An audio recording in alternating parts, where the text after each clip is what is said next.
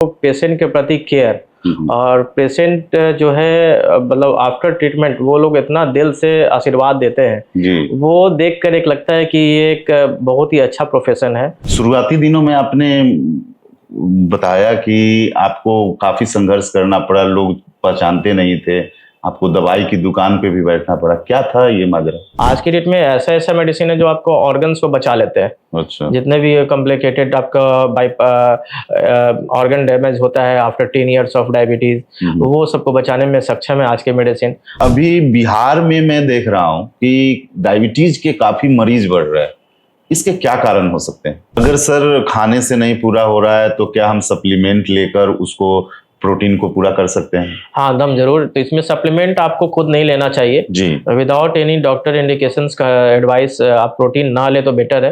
नहीं तो access of protein वो आपके किडनी पर डैमेज करने का चांसेस रहता है। अच्छा। जैसे आजकल जिम वाले लोग कर रहे हैं, कोई भी जिम करते हैं तो पहले तो आप अपना क्लिनिकल कंडीशन को जानिए, किस तरह का एक्सरसाइज आपके लिए उचित है। ठीक है। दूसरा ये जानना जरूरी है कि आपको सप्लीमेंट की जरूरत है कि नहीं है। आज भाग दौड़ भरी जिंदगी में टेंशन और तनाव एक बहुत बड़ा रूप ले रहा है समाज में। क्या सारे बीमारियों का जड़ यहीं से होता है? मंडल कारा से जुड़ा हुआ भी अनुभव है, तो क्या कैदियों की जिंदगी को बदलते हुए आपने देखा है अपने इलाज से? फाउंडेशन आप जांच तक नहीं करा सकते हैं। यदि आपको किसी को कैदी को बहुत सीरियस है, जांच भेजना है, तो पहले आप डीएम से परमिशन लीजिए, सिविल सर्जन से परमिशन लीजिए, तब आप उसको जांच के भेजिए। उसके बाद भी रिस्क रहता है, कहीं बंदी भाग गया तो डॉक्टर को ब्लेम होगा कि डॉक्टर गलत किया है, इसको भगा दिया। ये कैदियों को आप देखते थे तो क्या उनमें पश्चाताप या इंसानियत की भावना ऐसा कुछ उनमें दिखाई देता था? नींद, दवा या प्यार, कौन जल्दी ठीक करता है? स्वाभाविक है, मेडिसिन जल्दी ठीक करेगा। अच्छा, लोग गूगल से दवा लिखवा लेते हैं, आपकी क्या प्रतिक्रिया है? बिल्कुल गलत है। यदि गूगल ही दवाई लिखेगा तो फिर डॉक्टर 10 साल 15 साल क्यों पढ़ाई करके बैठेंगे। जी। अगर आप बीमार होते हैं तो आपकी दवा कौन लिखता है? बीमार तो जल्दी हम होते नहीं है भगवान के आशीर्वाद से। जी, लेकिन कभी हुए तो कभी हुए तो खुद लिख लेते हैं? लिखते नहीं, खा लेते अच्छे डॉक्टर वो हैं जो पेशेंट के प्रति जेन्युइन है और पेशेंट का केयर कर रहे हैं, पेशेंट को टाइम दे रहे हैं। कम पेशेंट देखें लेकिन अच्छा से देखें। हाँ, और अपने से सब चीज़ सारा देखें पेशेंट का। आज के डेट में देखिए बहुत सारे डॉक्टर्स ऐसे हैं कि वो पेशेंट का खुद से बीपी तक नहीं देख रहे।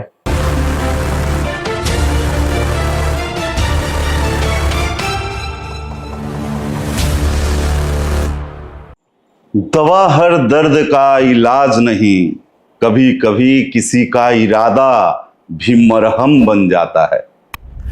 आज नवगुरु टॉक शो के इस पॉडकास्ट में एक ऐसा नाम जो कि सफेद कोट पहनते ही नहीं, सफेद दिल भी रखते हैं, और वो हमारे बीच है डॉक्टर राजकमल, MBBS, MD और कंसल्टेंट फिजिशियन डायबिटोलॉजिस्ट, जो ईसा हेल्थ केयर पटना और हाजीपुर में ये चलाते हैं।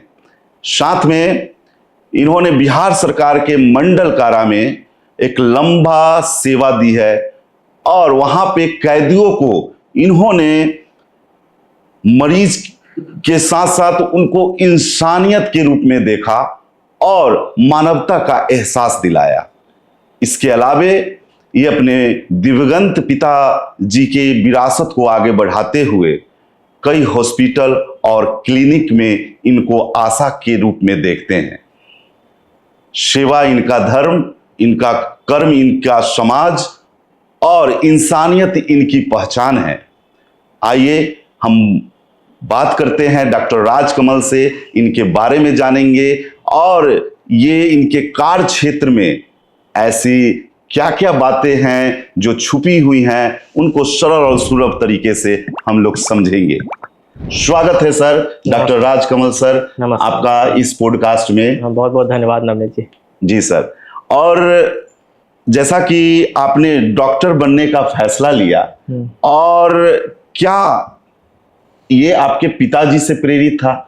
कब आपने ये सोचा कि हमको डॉक्टर बनना है? ये तो actually I am in third generation, ये तीसरा अपने जनरेशन में हूँ मैं डॉक्टर।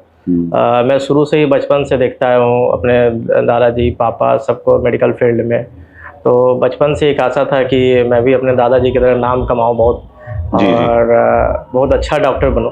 तो बचपन से एक सपना था कि बहुत बड़ा डॉक्टर बनो, इसमें अच्छा नाम हो, जी। क्योंकि मेरे दादाजी का नाम बहुत फेमस था पटना में उस समय, कृष्णा डॉक्टर के नाम से, और बहुत ही फेमस थे वो मतलब मैक्सिमम ऑल एरिया में वो उनका नाम अभी तक जो पुराने लोग हैं जानते हैं।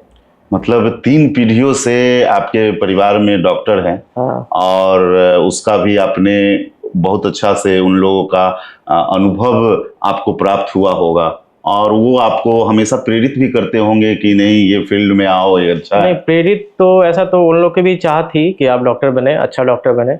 हम लोग शुरू से देखते रहे कि उन लोगों का जो पेशेंट के प्रति केयर और पेशेंट जो है मतलब आफ्टर ट्रीटमेंट वो लोग इतना दिल से आशीर्वाद देते हैं, जी वो देखकर एक लगता है कि ये एक बहुत ही अच्छा प्रोफेशन है जी जी। और इस लाइन में आना चाहिए। ये सिर्फ एक आप पैसा के व्यवसाय के जरिए से नहीं देखें, आप एक आशीर्वाद के जरिए से बहुत बढ़िया होती है बात है। जी जी। जब आप पेशेंट अच्छा होता है तो वो इतना आशीर्वाद देता है कि आप ये पुराने समय में ऐसा बहुत सारा था, हम लोग जो बचपन से देखते हैं। पता आज का सिनेरियो बहुत चेंज हो चुका है, आज का सिनेरियो बहुत चेंज हो गया है। जी जी। और जैसे MBBS से MD का सफर जो था वो कैसा रहा, और बीच में क्या संघर्ष आपके साथ हुआ? देखिए जब आप स्टूडेंट होते हैं तो आप किसी प्रोफेशनल लाइन में जाने से पहले बहुत ही संघर्षपूर्ण जीवन होता है किसी के लिए भी। ऐसा नहीं है कि आप +2 इंटर किए और आप डायरेक्ट आप मेडिकल फील्ड में चले गए, वो संभव नहीं है। आज के डेट में संभव हो चुका है, जबकि पुराने डेट में ऐसा नहीं था। उस समय आप मेरे मामा जी फिजिक्स के बहुत फेमस प्रोफेसर थे। अच्छा। प्रोफेसर चंद्रमोहन जी, अब जिनका लाइट बुक आती थी। अच्छा। हाँ, बहुत फेमस है, कॉलेज ऑफ कॉमर्स के हेड ऑफ डिपार्टमेंट थे फिजिक्स के। तो वो वहाँ पढ़ाते थे, हम लोग को उन्होंने ट्रेनिंग दिया और अपने कोचिंग सेंटर में रखा। हम लोगों ने 2-3 साल तैयारी किया वहाँ पे जी। और जब तक मैंने साथ में BSc भी ज्वाइन कर लिया था। अच्छा। तो BSc पूरा नहीं हुआ, सेकेंड ईयर लास्ट में मैंने एग्जाम के बाद मेडिकल का 3rd अटेम्प्ट में मैंने क्लियर किया ऑल इंडिया मेडिकल एग्जामिनेशन। जी जी जी। ऑल इंडिया लेवल से फिर मुझे कलकत्ता का कॉलेज मिला, फिर मैंने RG का मेडिकल कॉलेज ज्वाइन किया। अच्छा। और डॉक्टर बनने के बाद आपके जीवन में शुरुआती जो जीवन है उसमें क्या क्या चुनौतियां आई? शुरुआती में तो डॉक्टर्स के लिए, कोई भी डॉक्टर यदि आप पास कर आते हैं, अपना मेडिकल पढ़ाई कर आते हैं, तो बहुत ही संघर्षपूर्ण जीवन होता है। मैं 2001 से 2010 तक पटना में नहीं रहा हूँ, बाहर था। तो after completion of my study 10 में मैं आया, तो वहाँ पर शुरुआती में स्टार्टिंग में मेरे लिए पटना उस समय तक बिल्कुल नया था, क्योंकि मैं बाहर से पढ़ाई किया था। मेरा कोई मेडिकल फील्ड में कोई फैकल्टी या और भी कोई टीचर या कोई भी कलीग्स ऐसा नहीं थे जो पटना में मुझे जानते थे। अच्छा। उस समय जिस समय मैं यहाँ पर आया, तो स्टार्टिंग में मैंने गोपाल सर नेफ्रोलॉजिस्ट के साथ अटैच रहा वहाँ पर, और वरुण कुमार सिन्हा सर जो यूरो सर्जन है, उन लोगों के साथ मैं 2 साल उनके साथ रहा हूँ। उसके बाद फिर मैं अपना क्लिनिक और बाकी जॉब किया हूँ उसके बाद। तो स्टार्टिंग में बहुत खासकर प्राइवेट फील्ड में आना बहुत संघर्षपूर्ण रहता है कि आप कहाँ क्लिनिक खोल रहे हैं, स्टार्टिंग में आपके पास कोई नहीं आता है। तो एक तो पहले से क्लिनिक था ही आपके पिताजी का, तो वहां से ही शुरुआत कर लेते हैं?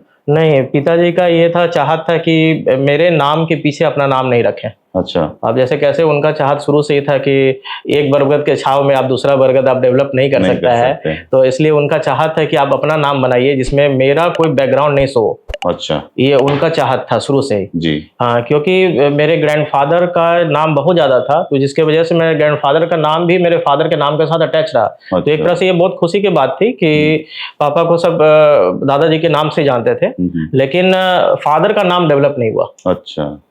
हाँ, सब उनको दादाजी के नाम से जानते हैं। तो वो चाहते थे कि मेरे तो वो चाहते थे कि आप मेरे साथ ना रहें, आप अपना क्लिनिक अलग एस्टेब्लिश करें, एक एकदम सिंपली अननोन पर्सन होकर, कि आपको कोई आपका बैकग्राउंड नहीं है जी जी, उस कंडीशन में आप रहकर अपना डेवलपमेंट करें। अच्छा। तो वो जो डेवलपमेंट होता है, तो आप एक ओवरऑल आपका क्लिनिकल एक्सपीरियंस, आपका नॉलेज पब्लिक के बीच में आएगी। तो जब पब्लिक आपका नॉलेज देखेगी तो आपका नाम खुद होगा। अच्छा। जो कि आज सक्षम है, आज पब्लिक देख रही है, सब जानते हैं। बिल्कुल।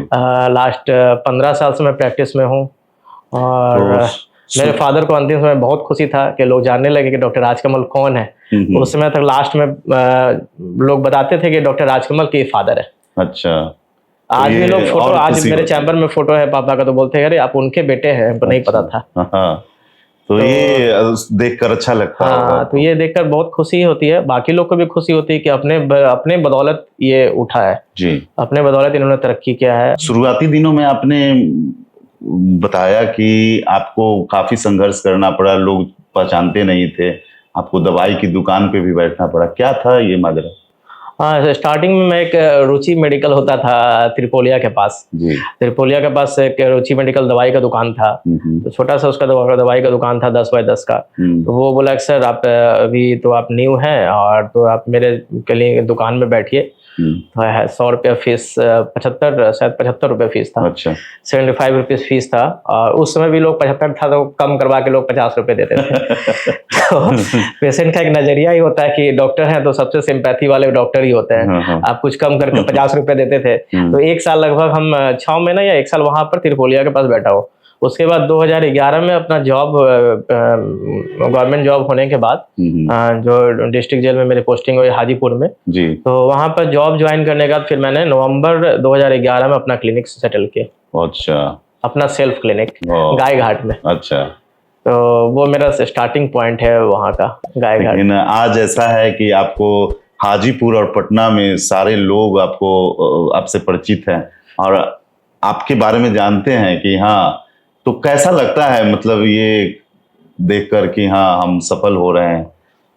देखिए इसमें तो आप लोग का बहुत बड़ा आशीर्वाद है, भगवान का भी आशीर्वाद है। डॉक्टर यदि अपना पेशेंट के प्रति यदि अच्छा ध्यान रखते हैं तो स्वाभाविक है पेशेंट आकर्षित होंगे और पेशेंट ठीक होंगे। और पेशेंट ठीक होंगे तो फिर आपका नाम बनाने में कोई रोक नहीं सकता है। तो धीरे धीरे स्वाभाविक है आज हम बहुत अच्छा पेशेंट देखते हैं। पटना हाजीपुर मिला के हमको लगता है कि नियर टू 50 to 60% डेली है मेरा ओपीडी। अच्छा अच्छा। हाँ, तो और अच्छे सुपर स्पेशलिस्ट क्लासेस के पेशेंट हैं, बहुत अच्छे क्लास के पेशेंट हैं। और खासकर मैं शुगर और किडनी ज़्यादातर देखता हूँ। अच्छा अच्छा। हाँ, जनरल भी देखता हूँ लेकिन शुगर किडनी ज़्यादातर देखता हूँ, तो बहुत अच्छे पेशेंट हैं जी। उसी से जुड़ा हुआ सवाल है, आपने एंडोक्राइनोलॉजी और वह डायबिटीज में डिप्लोमा करने की क्यों सोचा, क्यों निर्णय लिया?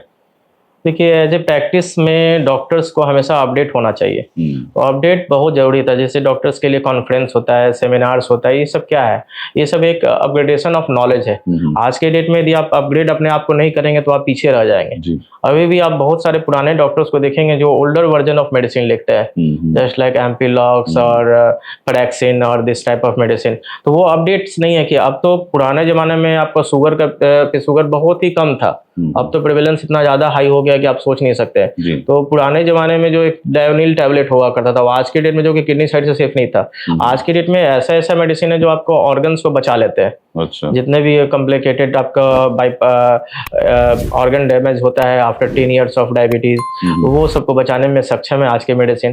तो ये सब मेडिसिन के बारे में जानकारी और न्यूअर अपडेट्स, कैसे आप उसको पेशेंट को डील करते हैं, क्या क्या नया साइंटिफिक रिसर्च हो रहा है, तो ये सब आप जब तक आप कुछ new course and new seminar conferences join नहीं करेंगे तो आपका upgradation of knowledge and clinical elevation नहीं हो पाएगा। तो ये सब करना पड़ता है हम लोग को बीच बीच में, यानी अप टू डेट रहना जरूरी है। अप टू डेट रहना बहुत जरूरी है किसी भी फील्ड में, खासकर मेडिकल फील्ड में तो बहुत जरूरी है। बहुत जरूरी। नया तकनीक क्या आ रहा है? हाँ, नया तकनीक क्यों आ रहा है? हाँ, अभी आज के डेट में आप देखिए, अभी ओबेसिटी के लिए इतनी सुंदर मेडिसिन अभी भारत में अभी लॉन्च की है। पहले यूएस एंड अमेरिका में था जो इंजेक्टेबल, वो उसका कुछ इफेक्ट शुगर के लिए भी है और one of the wonderful drug है जो आपका कोमॉर्बिड डिजीज को रिड्यूस करता है। ओबेसिटी आपका approx 20 to 22% of obesity decrease करता है। यदि आप कोई पेशेंट आपका 122 किलो का है तो आप सोच लीजिए 20 से 30 किलो 25 किलो आप घटा सकते हैं। तो यदि जैसे ही वेट लॉस होगा तो आपका सारा डिजीज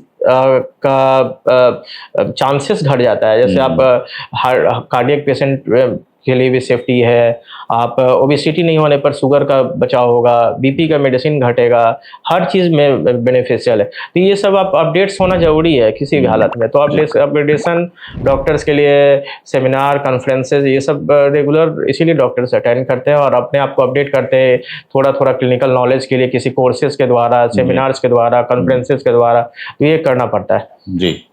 और जाहिर है कि हर चीज में अप टू डेट रहें तो कई नई जानकारियां और कुछ लाभ जो अपने मरीजों को दे सकते हैं।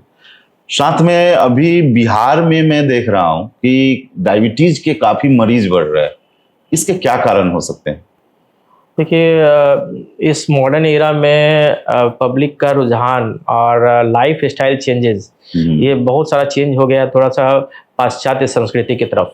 जो आजकल पब्लिक जैसे क्या है, फॉरेन कंट्री में बर्गर, पिज़्ज़ा, मोमो और ये सब चीज़ के प्रति ज़्यादा रुझान हो गया। पहले आप देखिए, आज से 30 साल पहले ये सब चीज़ नहीं मिला करता था। जी। आज के डेट में आप हर 10 मीटर्स पर आप देखेंगे एक शॉप है मोमो का, बर्गर का, पिज़्ज़ा हाउस, ये हाउस है, बर्गर हाउस, ये सब चीज़ें। तो ये सब क्या है, सब कार्बोहाइड्रेट रिच डाइट है। अच्छा। कार्बोहाइड्रेट रिच डाइट है जिसमें जंक फूड है। तो ये एक तो पहला कारण है। सेकंड कारण क्या हो गया है कि सेडेंटरी लाइफ स्टाइल्स, आप बैठ ज्यादा रहे हैं, वर्क कम कर रहे हैं, मतलब फिजिकल वर्क बहुत घट गया है। बिल्कुल। फिजिकल वर्क घटने का क्या कारण, आज आपके पास सुविधा है, कार है, टू व्हीलर्स है, नॉर्मल वॉकिंग का ये खत्म हो गया है। मैंने तो देखा कि टीवी का चैनल बदलने के लिए हमको उठना पड़ता था। अब तो सोए सोए उसको बदल सकते। वो तो दूर की बात है, आप सब्जी खरीदना है तो आप मोबाइल से ब्लिंकिट और बिग बास्केट से, आप फ्लिपकार्ट भी आजकल कर रहा है, तो आप उससे सब्जी और ये ले सकते हैं। आपको मतलब उठने का मौका ही नहीं दे रहा है। तो जब आप वॉकिंग नहीं होगा तो आपका बॉडी का जो ऑर्गन से स्टिमुलेट नहीं होगा, वो धीरे धीरे शिथिल पड़ता जाएगा। शिथिल, वो अपना शिथिल पड़ने का मतलब क्या हो गया, हार्मोन वो रिड्यूस कर देगा।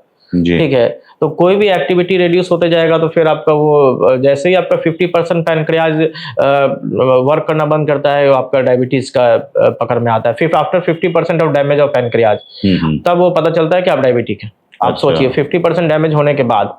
तो ये सब चीज कारण है। दूसरा, इंडियन फूड जो है हाई कार्बोहाइड्रेट रिच डाइट है। अच्छा। हाई कार्बोहाइड्रेट, क्योंकि इंडियन में आप देखिए बिना रोटी चावल का कोई खाना माना ही नहीं जाएगा। बिना रोटी चावल का आप खाना मान ही नहीं सकते। आपको बोला जाएगा कि हम लाएं, आप दाल और सब्जी आपको देंगे तो बोलेंगे अरे रोटी है ही नहीं, चावल है ही नहीं, क्या खाया जाए। जबकि फॉरेन कंट्री में लोग क्या करते हैं, प्रोटीन डाइट एंड वेजिटेबल्स ज्यादा लेते हैं। ठीक है, कार्बोहाइड्रेट एकदम फ्यूअर। तो क्या सर खान पान में अगर प्रोटीन को ऐड किया जाए तो क्या वो चांसेस कम हो जाएंगे? खान पान में देखिए, बॉडी वेट के अनुसार आपको प्रोटीन को ऐड करना होता है। हम लोग 0.1 to 1 ग्राम पर केजी बॉडी वेट के अनुसार उसको बोलते हैं। तो जैसे मान लीजिए आप 70 किलो के हैं तो हम बोलेंगे अप्रोक्स आपको 70 gram protein, 65 to 70 gram protein daily use करना चाहिए। अच्छा। तो आप ऐसा भी नहीं कि सिर्फ प्रोटीन दिन भर ले रहे हैं। हाँ, ये कर सकते हैं, कार्बोहाइड्रेट को रिड्यूस कर सकते हैं। तो ये बहुत बड़ी चीज है, इससे आपको बहुत फायदा होगा। प्रोटीन का माध्यम क्या हो सकता है? प्रोटीन का माध्यम बहुत सारा चीज है। जैसे आप वेजिटेरियन डाइट में देख ली तो पनीर है, सोयाबीन है, और फिर आपको जितने भी पीज हैं, ग्रीन पीज, चना, छोला, ये सब दही नहीं है। अच्छा, दही प्रोटीन में। दूध के पार्टिकल में जब आप उसको कंडेंस फॉर्म में लाते हैं तो वो पनीर जो निकलता है वो आपका, उसमें आप उसको बोलते हैं ये प्रोटीन का मात्रा ज्यादा होता है उसमें। हाँ, और ऐसे दही में प्रोटीन का सबसे ज्यादा कंसिस्टेंसी आपको पनीर में मिलेगा, सोयाबीन में मिलेगा, मशरूम है उसमें मिलेगा। ये सब चीज में प्रोटीन अच्छा है जी। दाल है, हाँ दाल बहुत अच्छा है। दाल आप किसी भी तरह का, हाँ तो वो तो नॉनवेज में आप मछली, जितने भी नॉनवेज है सब प्रोटीन ही मैक्सिमम, अब फैट्स है। खासकर मटन में है तो मटन में फैट्स ज्यादा है। बाकी जो लीन मीट होता है उसमें हम लोग ज्यादा बोलते हैं मछली या फिर आप चिकन, ये सब मीट में आपको फैट कम है। तो ये सभी प्रोटीन है। अगर सर खाने से नहीं पूरा हो रहा है तो क्या हम सप्लीमेंट लेकर उसको प्रोटीन को पूरा कर सकते हैं? हाँ, दम जरूर। तो इसमें सप्लीमेंट आपको खुद नहीं लेना चाहिए जी। विदाउट एनी डॉक्टर इंडिकेशंस का एडवाइस आप प्रोटीन ना ले तो बेटर है। नहीं तो एक्सेस ऑफ प्रोटीन वो आपके किडनी पर डैमेज करने का चांसेस रहता है। जैसे आजकल जिम वाले लोग कर रहे हैं। जिम वाले लोग क्या कर रहे हैं कि वो लोग सोया प्रोटीन रख रहे हैं, ये रख रहे हैं, और उनको पता नहीं है पेशेंट का हिस्ट्री क्या है। पेशेंट का हिस्ट्री के बारे में नहीं पता है कि आप किस चीज से सफर कर रहे हैं, आपका यूरिन में प्रोटीन आ रहा है या नहीं आ रहा है, आपका बॉडी किस रिक्वायरमेंट पर आपको प्रोटीन चाहिए।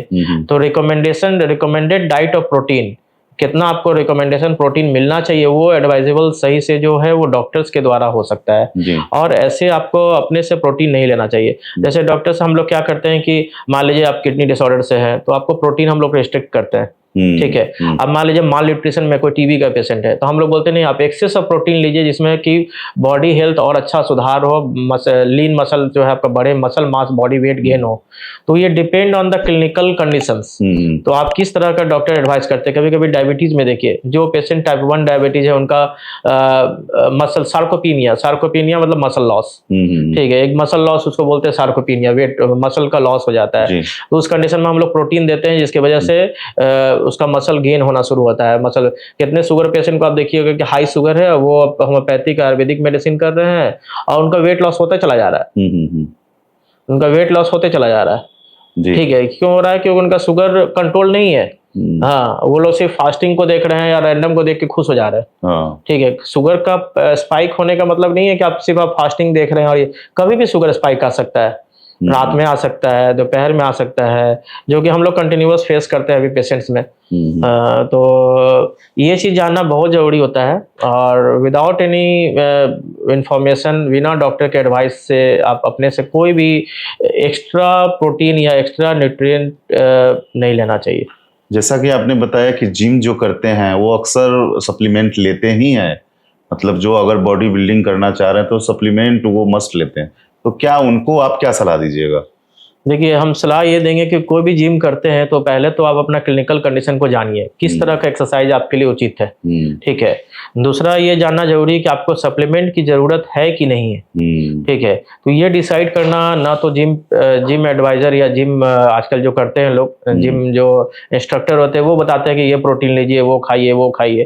खाने तक तो चलिए सही है, लेकिन मेडिकली जो है प्रोटीन या न्यूट्रिएंट्स, चाहे मल्टीविटामिन, ये सब उनके द्वारा एडवाइस नहीं होना चाहिए। किस तरह का जिम में भी तो आप एक मल्टी टाइप ऑफ पर्सन जाएंगे, कोई पतला दुबला गया, कोई लेडीज गई, कोई एल्डर एज का गया, सबका प्रोटीन विटामिन रिक्वायरमेंट्स डिफरेंट है सबका। कोई पतला होने के लिए गया, कोई मोटा होने के लिए गया, कोई वेट लॉस के लिए गया, ठीक है, कोई अपना कोमॉर्बिड डिजीज का हाइपरटेंशन है, फैट है, उसको रिड्यूस करने के लिए, सबका मोटो डिफरेंट है। तो आप एक आंख बंद करके उसको मल्टीविटामिन और प्रोटीन देना उचित नहीं है जी। तो ये उसमें है कि जिम इंस्ट्रक्टर को चाहिए कि आप आ रहे हैं, कर रहे हैं, करिए। और डॉक्टर से भी एक बार एडवाइस, सारे जिम इंस्ट्रक्टर को एक बार बोलना चाहिए कि हमें एडवाइस दिए हैं, डॉक्टर से भी एक बार आप इस पर एडवाइस ले लीजिए, तब फिर आगे शुरू करिए। ये बहुत ही अच्छा ओपिनियन रहेगा उनके लिए भी। अपने से ऐसा नहीं कि आजकल सब कुछ लोग कर रहे हैं, जिम वाले लोग, कि प्रोटीन का डब्बा दे रहे हैं, लोग खाओ, ऐसे करो।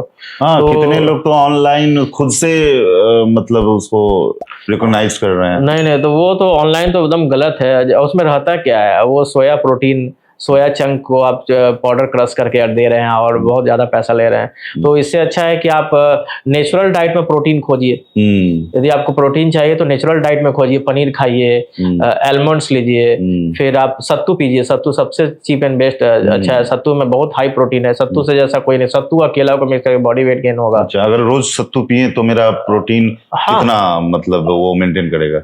वो डिपेंड करता है कि आप क्या कर रहे हैं। सिर्फ सत्तू से ऐसा थोड़ी होगा। नहीं, सत्तू के साथ साथ और भी भोजन ले रहे हैं। सत्तू के साथ आप सिर्फ वन टाइप ऑफ, देखिए डिफरेंट टाइप ऑफ प्रोटीन्स भी होता है। ऐसा नहीं है कि सब एक ही प्रोटीन आपको रिक्वायरमेंट हो रहा है। तो थोड़ा सा प्रोटीन का चेंज, क्वालिटी भी तो चाहिए। आप कैसे रोटी खा रहे हैं तो चावल खा रहे हैं, सब्जी, एक ही सब्जी तो रोज नहीं खा रहे हैं। तो थोड़ा डिफरेंट होना चाहिए, फॉर्म्स ऑफ प्रोटीन डिफरेंट, ठीक है। तो आप अंडा ले रहे हैं तो आप एक बाइट लीजिए, येलो वाला पोर्शन हटा दे यदि आप ओबीज हैं तो, फैटी हैं, यदि आप हाइपरटेंसिव हैं तो आप येलो वाला दम नहीं लीजिए।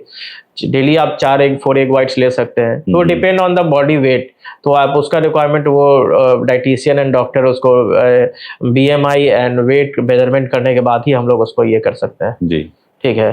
तो वो चीज है। तो डाइट पर जाहिर बात है कि हम लोग को ध्यान देना चाहिए। हाँ। और जिम जो कर रहे हैं उनको विशेष रूप से इनकी सलाह को मानना चाहिए, क्योंकि उनसे जुड़ा हुआ ये चीज है और स्वस्थ रहना बहुत जरूरी है। तो डॉक्टर से एक बार जरूर सलाह लेना चाहिए। और डॉक्टर साहब, जैसे आज भाग दौड़ भरी जिंदगी में टेंशन और तनाव एक बहुत बड़ा रूप ले रहा है समाज में, क्या सारे बीमारियों का जड़ यहीं से होता है? नहीं, tension is the part of life, ठीक है। ऐसा नहीं है कि टेंशन आप नया आया है या नया क्रिएट हुआ है। ये आपको पूरे लाइफ में हर समय मिलेगा, तो आप इसको ब्लेम नहीं कर सकते, ठीक है। तो life style changes is the most important thing. ठीक है, लाइफ स्टाइल चेंजेस पहले आप देखिए कि आपको जैसे कोई बीमारी, जैसे कॉमन शुगर आज मान लिया, शुगर आज बहुत प्रेवलेंट हो गया है। तो शुगर जो है क्यों हो रहा है? आप लाइफ स्टाइल, आप सिटिंग पोजीशन ज्यादा है, सेडेंटरी लाइफ स्टाइल है, डाइट पर आप ध्यान नहीं दे रहे हैं। ठीक है, चीनी मैदा का चीज, जंक फूड ज्यादा उस पर डिपेंडेंट हो रहे हैं। तो ये बीमारी का कारण यहाँ से डेवलप होता है, सिर्फ स्ट्रेस नहीं है। स्ट्रेस है is the part also, but आप उसको कंप्लीट ब्लेम नहीं कर सकते। This is the stress only causing diseases. ठीक है, तो ये आप सिर्फ स्ट्रेस को नहीं, other factors are also involved. जी। हाँ। और ये जैसे डायबिटीज जो है वो क्या रिवर्स हो सकता है या सिर्फ इसको केयर किया जा सकता है? देखिए, डिपेंड ऑन द आपका क्या लेवल है। ठीक है, आप डायबिटिक आप आफ्टर 5 to 10 ईयर्स के बाद आप बोलेंगे रिवर्सल होगा कि नहीं होगा, तो ऐसा क्वाइट पॉसिबल नहीं है। ठीक है, तो स्टार्टिंग में जैसे ही आपको डायबिटीज पकड़ा गया है, जैसे अब आपको डायग्नोज हुआ है डायबिटीज, और तो उस कंडीशन में आप अपना diet style and life style modification को आप करें। तो बहुत हद तक सेफ्टी है, और रिवर्स भी हुआ है बहुत लोगों का। स्टार्टिंग में मैंने बहुत सारे पेशेंट है जिसको स्टार्टिंग में डायबिटीज पकड़ा गया और 400-500 शुगर्स आया, और उसके बाद फिर वो मैंने तुरंत पैनक्रियाज को रेस्ट दिया विथ इंसुलिन, और आफ्टर दैट धीरे धीरे फिर उसका इंसुलिन लेवल, शुगर लेवल इतना अच्छा डाउन हो गया, फिर उसको ओरल पर लाए। आवाज ओरल में भी सबसे मिनिमम ड्रग पर है। अच्छा, जस्ट इन स्टार्टिंग। तो वो डिपेंड करता है कि आप आपके डॉक्टर कैसे हैं, आप सही डॉक्टर से इलाज करा रहे हैं या नहीं करा रहे हैं, आपका डाइट कैसा है, आपका लाइफ स्टाइल कैसा है। आप मान लीजिए आप दवाई शुगर आपको डायग्नोज हुआ और आप रोटी चावल बंद ही नहीं कर रहे हैं, अप्रोप्रिएट अमाउंट में आप खाना जो होना चाहिए वो बंद ही नहीं कर रहे हैं, तो ये बहुत बड़ा कॉम्प्लिकेटेड चीज है जी। हाँ, डाइट किस तरह से लेना है, कितना लेना है, कौन सा मात्रा को बढ़ाना है, कौन सा मात्रा को घटाना है, यदि आप ऐसा सोचते हैं विथ एक्सरसाइज, तो बहुत हद तक ऐसा रिवर्स होने का चांसेस रहेगा जी। अब इंडियन सिनेरियो में आप देखिए, लोग कार्बोहाइड्रेट बंद ही नहीं करना चाहेंगे। कार्बोहाइड्रेट बंद ही नहीं करना चाहेंगे। हम तो कहेंगे कि आप दाल, ग्रीन वेजिटेबल्स, फ्रूट्स खाइए, आप देखिए आपका शुगर स्पाइक ही नहीं जाएगा। यानी रोटी चावल छोड़ दीजिए, आप दम कम से कम लीजिए। अच्छा, जस्ट लाइक पार्टी वेयर। जैसे हम पहले सोचते थे कि पहले सलाद लीजिए, सलाद से पेट भरिए, फल से पेट भरिए, फल में भी जो जिसका हाई ग्लाइसेमिक इंडेक्स ना हो, जैसे केला, अंगूर, ये सब ना खाएं, जिसका सेब, पपीता, खीरा, ककड़ी, नाशपाती, सबसे पेट। ग्रीन स्मूथी पिए, जिसमें लेटस हो गया, फिर कुकम्बर, नाशपाती, सबका एक शेक बना के नींबू डाल के पिए। तो ग्रीन जितना भी है, ग्रीन क्या करता है ना कि आपका पैनक्रियाज को एक्टिवेट करेगा। ग्रीन वेजिटेबल्स, आज के डेट में ग्रीन वेजिटेबल्स कोई ले ही नहीं रहा है, बहुत घट गया जी। हाँ, तो जैसे ही आप कन्वर्ट टू नेचुरल डाइट्स बनाएंगे ना, तो आपका रिवर्सल का चांसेस बढ़ जाता है। और पहले सुनते थे कि जैसे चावल नहीं खाना है डायबिटीज में, लेकिन अब तो रोटी को भी मना किया जा रहा है कि आप रोटी भी नहीं खाइए क्योंकि उसमें कार्बोहाइड्रेट होता है। तो ये क्या है, क्या खाए एक बिहारी, खाए तो खाए? नहीं, देखिए, ऐसे मना नहीं किया जाता है कि चावल और रोटी ना खाएं, ऐसा नहीं मना किया जाता है। मना किया जाता है कि आप लिमिटेड अमाउंट में खाएं, और दोनों का आजकल डिवीजन हो गया है। अब जैसे चावल है, तो चावल आप ये बासमती चावल जो खा रहे हैं, पैकेट राइस खा रहे हैं, उसमें सारा न्यूट्रिएंट्स हटा हुआ है। अच्छा, सारा फाइबर, प्रोटीन्स हटा हुआ है, वो कट पोर्शन है, दैट इज पॉलिश्ड राइस। तो पॉलिश्ड राइस आपको क्या न्यूट्रिएंट्स देगा? वो सिर्फ कार्बोहाइड्रेट है, तो फैट गेन करेगा। आप उसके जगह ब्राउन राइस लीजिए, तो कभी नहीं मना होगा। आज अब बोल रहे राइस मना है, आप इधर चले जाइए eastern side, Bengal, Orissa, south में सारा लोग सब तो चावल यूज करता है, रोटी तो खाता ही नहीं है। तब उस कंडीशन में आप क्या बोलेंगे? सब तो चावल रेगुलर यूज करता है। रोटी जो रहा, तो रोटी में हम लोग बोलते हैं कि स्विच टू मिलेट्स। जो पुराने जमाने में जो मिलेट्स था, जो पहले चलता था, गेहूं अंग्रेजों के द्वारा लाया गया है।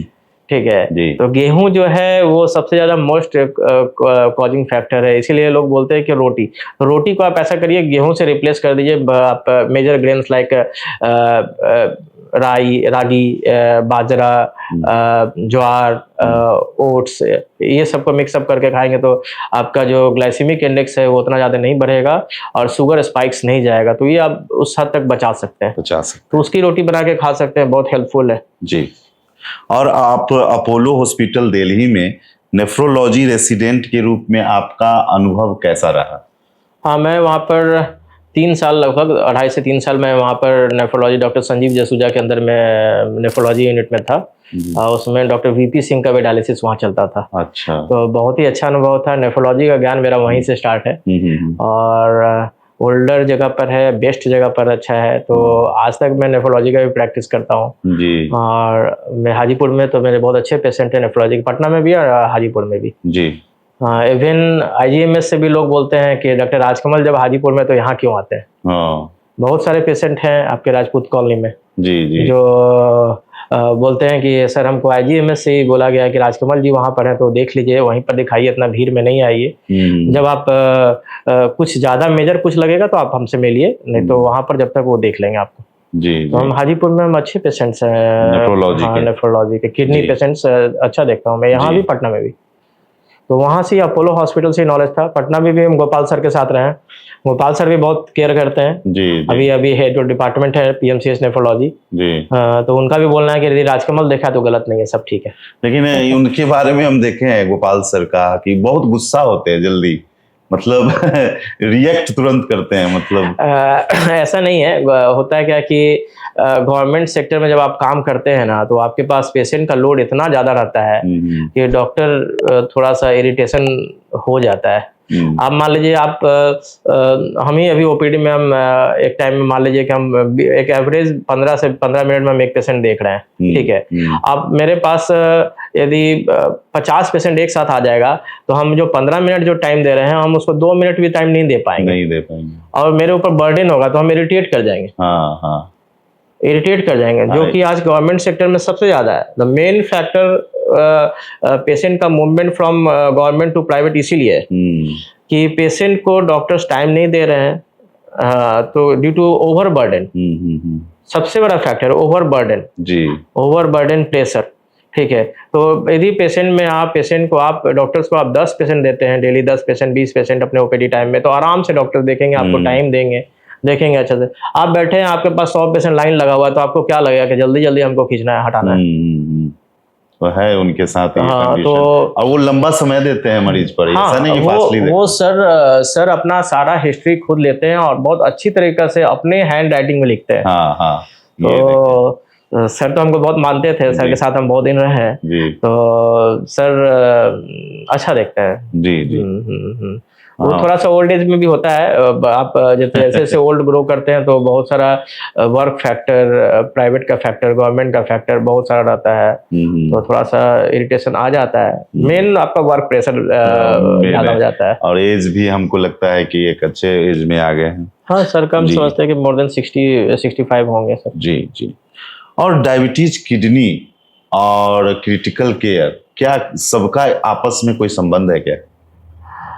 क्रिटिकल केयर एक ऐसा पोजीशन होता है जिसमें आप किसी भी पोजीशन में, सिर्फ डायबिटीज की नहीं, एनी पोजीशन आप क्रिटिकल पोजीशन में आ सकते हैं जी, ठीक है। ऐसा नहीं है डायबिटीज में मान लीजिए आपका शुगर मोर देन 400-500 चला गया तो डायबिटिक कीटोसिडोसिस हो गया, जिसमें वेट लॉस और आप अनकॉन्शियस हो जा रहे हैं, आपका पूरा सीवियर डिहाइड्रेशन हो जा रहा है, तो दैट इज क्रिटिकल पोजीशन। तो उस समय आपको आना चाहिए कि आप क्रिटिकली पेशेंट को इस तरह से कैसे मैनेज करेंगे जी, ठीक है। तो उसी तरह kidney patient, electrolyte disbalance most common, sodium, potassium, phosphorus most common, कैसे आप बैलेंस करेंगे? तो इसमें क्रिटिकल जो है पोजीशन एनी टाइम आप आ सकता है, तो आपको जानना, नॉलेज होना जरूरी है कि आप किसी भी डिजीज में आप क्रिटिकल जब इलनेस आता है तो आप उसको मैनेज कर रहे हैं जी, जी। तो ये हुआ कि सिर्फ डायबिटीज और किडनी नहीं, एनी डिजीज में वो क्रिटिकल पोजीशन में आ सकता है। इवन इन डेंगू, प्लेटलेट चला गया आपका बिलो 20, तो उसमें सीवियर थ्रोम्बोसाइटोपेनिया हो गया तो आप ब्लीडिंग का टेंडेंसी बढ़ जाता है, तो दैट इज क्रिटिकल पोजीशन। आप किसी भी पोजीशन में आ सकते हैं जी। तो ये कोई जरूरी नहीं कि डायबिटीज और किडनी वाले पेशेंट को ही क्रिटिकल, नहीं, किसी भी पेशेंट में क्रिटिकल आ सकता है, किसी भी में। अब मान लीजिए रोड पर ही एक्सीडेंट हो गया तो दैट इज क्रिटिकल जी। आप सीवियर ब्रेन हैमरेज हो गया, एक्सीडेंट में आपको ब्रेन इंजरी है, हेड इंजरी है, तो आप कैसे पहचानेंगे? तो उसको तो क्रिटिकल है, तो आपको संभालने, उसको जानना चाहिए कि क्रिटिकल को कैसे करते हैं। तो क्रिटिकल केयर से जुड़ा हुआ भी आपने क्या? हाँ, फेलोशिप किया हूँ। अच्छा, क्रिटिकल केयर में। तो मरीजों को आप क्रिटिकल स्थिति में भी उसको देख हाँ, उसके लिए उपयुक्त आईसीयू की व्यवस्था होनी चाहिए। तो जहाँ आईसीयू की व्यवस्था अच्छी तरह से होती है तो वहाँ हम लोग करते हैं। बिल्कुल। और आपके साथ मंडल कारा से जुड़ा हुआ भी अनुभव है, तो क्या कैदियों की जिंदगी को बदलते हुए आपने देखा है अपने इलाज से? हाँ, हम हाजीपुर डिस्ट्रिक्ट जेल में जॉब कर चुके हैं। हम बहुत दिन रहे हैं, बहुत साल के ये जी जी 11 साल जी 2011 से 2022 तक मैंने जॉब किया है। अच्छा। हाँ, हाजीपुर डिस्ट्रिक्ट जेल में। तो अच्छा अनुभव है। वो जस्ट लाइक ऐसे आप डॉक्टर ना माने तो ज़्यादा वो एडमिनिस्ट्रेशन ज़्यादा है जी। हाँ, क्योंकि वहाँ पर डॉक्टर्स उतना आप उनके हाथ में सब चीज़ नहीं है। उनके हाथ में आप सब चीज़ नहीं है कि आप सब चीज़ कर पाए। ठीक है, बाउंडेशन बहुत ज़्यादा है। आप बाहर से जांच नहीं करवा सकते हैं। आप दवाई बाहर से नहीं दे सकते हैं किसी पेशेंट्स को। हाँ, उसमें आपको परमिशन लेना होगा। मतलब ओपन हैंड नहीं है, आपके ऊपर 2-3 अथॉरिटी है। आप जब तक उनसे साइन नहीं करवाइएगा, आपका बिल पास नहीं होगा, आप बाहर का दवाई नहीं लेते, आपको सरकारी दवाई यूज करना है। ठीक है, तो इस तरह का बाउंडेशन, आप जांच तक नहीं करा सकते हैं। यदि आपको किसी को कैदी को बहुत सीरियस है, जांच भेजना है, तो पहले आप डीएम से परमिशन लीजिए, सिविल सर्जन से परमिशन लीजिए, तब आप उसको जांच के भेजिए। उसके बाद भी रिस्क रहता है, कहीं बंदी भाग गया तो डॉक्टर को ब्लेम होगा कि डॉक्टर गलत किया है, इसको भगा दिया। तो इस तरह का कंडीशन बहुत सारा था। लेकिन स्टार्टिंग में हमारे लिए मजबूरी भी था, प्रैक्टिस नहीं था तो जॉब तो करना ही था। जी जी जी नहीं तो एक अच्छी जगह आपने जॉब किया। तो और क्या उसमें कोई ऐसा मरीज को आप जिंदगी बदल दिए हो कि हाँ इलाज के माध्यम से, कि वो एकदम मरने वाला है और उसको? हाँ, बहुत सारे पेशेंट हैं ऐसे, बहुत सारे पेशेंट हैं। कुछ तो एक अब क्रिमिनल्स का तो नाम नहीं लिया जा सकता है। जी। तो कुछ पेशेंट जिसको एक्यूट कोरोनरी सिंड्रोम हुआ और मैंने डायग्नोस किया, तो आफ्टर डायग्नोसिस पेशेंट को सदर हॉस्पिटल भेजा गया इमरजेंसी में 2 बजे रात में। मैंने डायग्नोस किया था आफ्टर ईसीजी। तो डायग्नोस करने के बाद उसको पीएम सदर हॉस्पिटल से भी उन लोगों ने भी रिफर किया पीएमसीएच से रिफर किया, आईजीएमएस भी एक्सेप्ट नहीं किया। तो फिर उसे पारस हॉस्पिटल में कार्डियोलॉजी डिपार्टमेंट में वहाँ उसका ट्रीटमेंट हुआ। फिर उसके बाद वो एम्स दिल्ली गया। अच्छा। हाँ, एम्स दिल्ली में उसका इलाज चला। फिर वो पटना आया और पटना आने के बाद फिर हमारे जेल में आया और आज तक इलाज चल रहा है। तो उस तरह का पेशेंट को पता है कि कौन स्टार्टिंग किया, तो आज भी वो शुक्रगुजार है कि राजकमल सर ही बचाए। इन्हें तो यदि वो डायग्नोस नहीं होता या कुछ लोग गलत सोचता, वो हमारे जेल सुपरिटेंडेंट का भी समझ लीजिए कि एक अच्छा रोल था। उन लोग का भी हम पर बहुत विश्वास रहा है। जेल सुपरिटेंडेंट आज तक हम लोग 12 साल काम किया, अच्छे जेल सुपरिटेंडेंट आए और खासकर मेरे साथ सबका रिलेशन बहुत अच्छा रहा। मनोज सिन्हा सर, संजय कुमार श्रीवास्तव सर, अभी तो रूपक सर हैं, फिर रमेश सर थे, फिर ईला मैडम थी, ये सब। तो सबका हमारे प्रति बहुत अच्छा था कि अच्छे डॉक्टर हैं। जो हम कह दिए आज तक उन लोगों ने मना नहीं किया। ये बहुत अच्छा चीज था। उन लोगों को पता था कि कौन डॉक्टर कैसा है। तो यदि मिनट बुक पर लिख दिया कि उन लोगों का क्वेश्चन था कि मिनट बुक एक बुक होता है जिस पर डॉक्टर एडवाइस करते हैं या डॉक्टर अपना रिकमेंडेशन लिखते हैं। तो आज तक ये एक बहुत ही अच्छी बात है कि जो भी हम लिख देते थे उसको काटा नहीं गया कभी। जी। और सब जितने भी सुपरिटेंडेंट हैं आज भी हैं, कुछ लोग रिटायर भी हुए और हो रहे हैं। तो उन लोगों का बहुत मेरे प्रति बहुत ही अच्छा बिहेवियर था कि राजकमल जी लिखे हैं तो गलत हो ही नहीं सकता है। और आज तक वो लोग भी अपने फैमिली का, और हम 3 साल हो गया छोड़े हुए, लेकिन अपने फैमिली का चाहे कभी भी कहीं भी रहे तो सबसे पहले मेरे पास आते हैं। या फोन पर एडवाइस लेना, या तो किसी तरह बिना कोई भी मेडिकल एडवाइस, बिना हमसे फोन पर बात किए हुए नहीं शुरू करेंगे। ज्यादा कुछ होगा तो मेरे पास आएंगे जी, हर जगह से, चाहे कहीं भी हो। आज भी आप देख लीजिए, शेखपुरा, पूर्णिया, भागलपुर, हाजीपुर, बेतिया, जो भी है सब मेरे कांटेक्ट में। हाँ, जितने भी सुपरिटेंडेंट, जेल सुपरिटेंडेंट, सब हमसे बात करते हैं। कभी भी कुछ हुआ तो सर क्या करना चाहिए, तो क्या है इसमें सही है, या तो आप पर हम छोड़ देते हैं, आप करिए। तो इन लोग का बहुत बड़ा योगदान है कि कभी ऐसा कुछ हम लिखते थे तो कभी मना नहीं करते। और आपने बताया कि 2 बजे रात में आपने जाकर उस मरीज को देखा और डायग्नोस किया और तुरंत मतलब उस पर स्टेप लिया। तभी उनकी जान बच पाई। हाँ, वो तो दुर्गा पूजा का समय था, उस समय मेरा फास्टिंग था, नवरात्रा था। अच्छा। फोन आया था अचानक 1 बजे रात में कि पेशेंट सीरियस हो गया है, तो खासकर उस समय तो हम पटना में ही थे जी। तो तुरंत हम रात में निकले, उसमें ड्राइवर भी नहीं था, अपने गाड़ी से निकल गए थे। अच्छा। तो फिर पहुंचे जल्दी से उसको देखकर, और ईसीजी और प्राइमरी ट्रीटमेंट करने के बाद इमरजेंसी मेडिसिन सब देकर ऑक्सीजन के साथ हम लोग उसको रेफर किए। तो सबसे बड़ी खुशी की बात है कोई पेशेंट बच गया, और रियल में जो मेरा डायग्नोसिस था वही डायग्नोसिस हुआ भी। अच्छा। Acute coronary syndrome. जी जी। और वो पेशेंट आज भी स्वस्थ है, एकदम यंग बंदा था, उस समय वो 35 साल का था। ओ।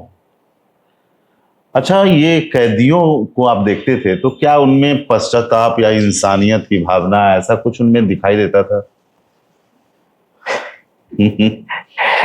क्योंकि दिन रात कैदियों डॉक्टर्स के लिए तो हर पेशेंट तो इंसानियत के नज़र से ही देखेंगे। जी जी। वो नज़रिया तो सुपरिटेंडेंट लोग देखते हैं कि कैसा क्या है, उनकी बदौलत उनको सजा घटना होता है। डॉक्टर तो सारे पेशेंट को एक सेम नज़र से देखते हैं, चाहे अमीर हो गरीब हो, रिलीजन से कोई मतलब नहीं है, चाहे वो उसमें उस तरह का। वो मेरे पास तो आएंगे जब भी मेडिसिन बीमारी संबंधित ही आएंगे। जी जी जी। तो ऐसा कुछ नहीं। कुछ लोग पश्चाताप भी करते थे, जो वेटनर क्रिमिनल्स होते हैं उन लोग का तो कोई उससे मतलब ही नहीं होता है। वो आए सिर्फ अपना दिखाए गए। हाँ, उन लोग का तो कोई मतलब ही नहीं। कितने सारे क्रिमिनल्स है तो बहुत अच्छा काम करते हैं जेल में। हमारा राइटर है, एक बहुत अच्छा था, राइटर बोलते हैं, जो क्लर्कियल वर्क करता है। हाँ, तो वो बंदा अभी भी है और लाइफ इम्प्रिजनमेंट में है, और इतना अच्छा वो लड़का है। आप पश्चाताप किया कि आप डिपार्टमेंट उसको छोड़ना नहीं चाहता है। अच्छा। हाँ, मतलब कि वो जो मान लीजिए किसी भी लेटर पर आया क्या है, और किसी भी तरह से नोटिस आया जो क्या आया, उसको सब पता है। अच्छा। कैसे लिखना है, कैसे क्या करना है, कैसे आपके प्रति लिखना है, क्या करना है। मतलब वो लिख दिया तो जेल सुपरिटेंडेंट भी उस पर ये नहीं कर सकते। अच्छा। सिर्फ साइन करना रहता है। तो वो बंदा इतना अच्छा है, तो उसकी इज्जत है जेल में। तो ऐसे बहुत सारे लोग हैं हाँ जो अच्छा काम कर रहे हैं। हाँ हाँ, तो डिपार्टमेंट भी नहीं चाहता है कि उनको कहीं भेजे। अच्छा, कभी ऐसा वाकया हुआ कि कोई कैदी आए और कहे कि सर ऐसा कुछ हमारा लिख दीजिए कि हमको रेफर कर दिया जाए और हम यहाँ बहुत दिक्कत में हैं, हम हॉस्पिटल में चले जाए? बहुत सारा प्रेशर रहता है, ऐसा तो मतलब रेगुलर बेसिस पर प्रेशर रहता है। जी जी। तो खासकर हम इससे बचते थे। क्योंकि हम गलत के प्रति, आज तक मेरा रिकॉर्ड नहीं है पूरे डिपार्टमेंट में। 11 साल जॉब होने के बाद भी सुपरिटेंडेंट लोग का बोलना था कि राजकमल जी आप थोड़ा देर भी आते तो बहुत खुशी होता है, आप मत छोड़िए, हम किसी तरह मैनेज कर लेंगे, आप रहिए। अच्छा। तो लोग जानते थे कि जो जेन्युइन है, किसी भी हालत में हम गलत पर नहीं जाते थे। तो बहुत लोग का प्रेशर था, कितने दिनों तक मेरे पास फोन आते रहा कि आप ज्वाइन कर लीजिए। हम नहीं किए। जी जी। तो इस पर प्रेशर रहता है, बहुत लोग करते भी हैं, सबका ओपिनियन अलग अलग है, लेकिन हम इसके खिलाफ थे। बिल्कुल। और जैसे डॉक्टर और मरीज के बीच का भरोसा धीरे धीरे टूटते जा रहा है, इसको आप कैसे देखते हैं? ये आज के सिनेरियो में बहुत खराब है। जैसे पहले बताया आपको कि पुराने जमाने में डॉक्टर को लोग भगवान के रूप में मानते थे। आज के रूप में, पहले ये मान लीजिए कि 100% लोग थे ऐसे, आज के रूप में ये 10% ही रह गया है। 90% क्या होता है कि इन्फ्लुएंसर गलत हैं लोग, बहुत सारे लोग गूगल पर देख लिए। मान लीजिए आप एक सिट्राजिन टैबलेट हम आपको लिखे हैं, हम आपको सर्दी के लिए लिखे हैं, ठीक है, बोला अरे तो एलर्जी का दवाई आपको डॉक्टर को दे दिया। कोई बोलेगा तो खुजली में चलता है, कोई बोलेगा कि सर ये तो खांसी में चलता है। तो एक मेडिसिन किस रोल में हम आपको दिए हैं वो तो डॉक्टर और पेशेंट को पता है, लेकिन सामने वाला को नहीं पता है। तो सामने वाला इन्फ्लुएंस कर दिया कि सर ये देखिए गलत दवाई दिया है, ये दिया है, तो पेशेंट के मन में गलत भावना आ जाता है। तो पेशेंट को समझना चाहिए कि डॉक्टर के प्रति फेथफुल होना चाहिए कि आप डॉक्टर मेरा सही है, डॉक्टर मेरे लिए जो कर रहा है वो गलत नहीं कर रहा है। यदि आपको भरोसा नहीं है तो आप दूसरे डॉक्टर को चेंज करिए। तो ये चीज जानना बहुत जरूरी है, क्योंकि 3rd पर्सन के नॉलेज में मत आइए, ये सबसे बड़ा दिक्कत है। वो पेशेंट का जो गैपिंग है, डॉक्टर पेशेंट रिलेशनशिप, उसमें बहुत आज के डेट में एकदम कॉमन है। पेशेंट हमारे पास आया और सर हमको कोई बताया कि गुड़ खाइए, गुड़ खाने से शुगर नहीं बढ़ेगा।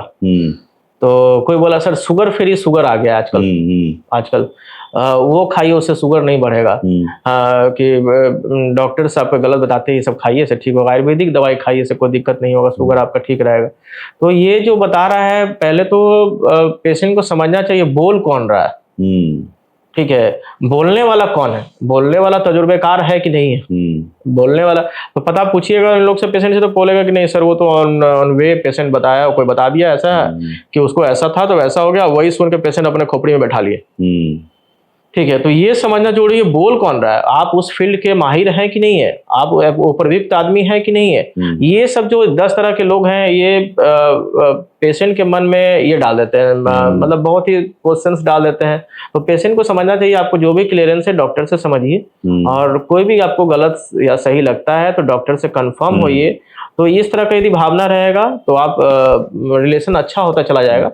और फेथफुल होइए डॉक्टर के, डॉक्टर भी फेथफुल है, ऐसा बात नहीं है डॉक्टर फेथफुल नहीं है, लेकिन आप आज के जरिए में आप कोई कपड़ा खरीदने जाते हैं तो आप 10 स्टोर तो जाते हैं ना, देखते हैं आप पैंटालून्स है, यहाँ जूडियो है, यहाँ कलर प्लस का शर्ट है, तो कौन सा आपको पसंद आ रहा है, अपने चॉइस से आप चूज कर रहे हैं। उसी तरह डॉक्टर चूज करिए, वो आपके हक में, हम आपको बांध तो नहीं रहे हैं।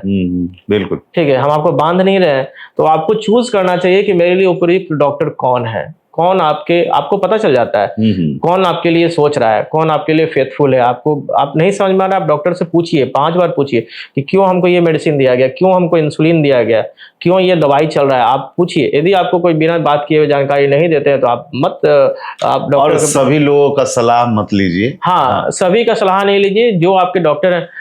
एक कॉमन चीज सोचिए ना, यदि आपका टीवी खराब होता है तो हम लोग सलाह दे सकते हैं, नहीं दे सकते। टीवी का जो मैकेनिक है वही सलाह देगा, बिल्कुल। तो हम उसमें जो आपका फील्ड है उसके बारे में थर्ड पर्सन को बोलने का अधिकार नहीं है। बिल्कुल, थर्ड पर्सन को बोलने का अधिकार नहीं है। तो आप जब अधिकार नहीं है तो आप उसको माइंड में मत रखिए। जी। अच्छा, कभी सर ऐसा हुआ है कि किसी मरीज को आप बचाना चाहते हैं और वो बच नहीं पाया?